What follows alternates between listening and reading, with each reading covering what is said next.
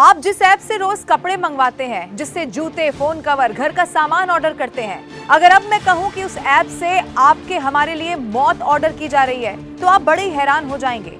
आज बात डिजिटल जिहाद की होगी, जहां अगला धमाका कहीं भी हो सकता है, आपके शहर, आपके स्कूल या फिर किसी मॉल में, और वो भी ऑनलाइन ऐप के इस्तेमाल के साथ। यानी कि अब रोटी कपड़ा मकान के साथ मौत भी ऑनलाइन मिल रही है। या फिर और सरल भाषा में मैं आपको समझाऊं तो ना बॉर्डर क्रॉस करना पड़ा, ना पहचान छिपानी पड़ी। अब आतंकियों को तो बस इंटरनेट चाहिए था। अगर बम बनाने का सामान भी ऐड टू कार्ट हो जाए तो आप समझ लीजिए कि खतरा दरवाजा खटखटा रहा है।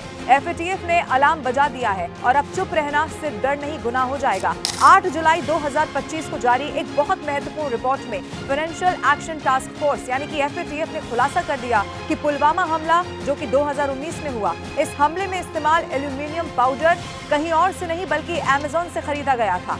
14 फरवरी 2019, मुझे पूरा यकीन है आप इस दिन को नहीं भूले होंगे, जब मैं पूरा देश रोया था। CRPF के 40 से ज्यादा जवान तिरंगे में लिपटे लौटे थे। हमने मोमबत्तियां जलाई, नारे लगे, लेकिन क्या हमें मालूम था कि जिस बम ने हमारे जवानों को शहीद किया, उसका सामान अमेज़न से मंगवाया गया होगा। वही अमेज़न जिससे हम रोज मोबाइल कवर, किताबें या कुर्ते, जरूरी सामान मंगवाते हैं। उस दिन उसी प्लेटफॉर्म से किसी ने मौत ऑर्डर की थी। और सिर्फ इतना ही नहीं है, गोरखनाथ मंदिर हमला 2022 का भी जिक्र है।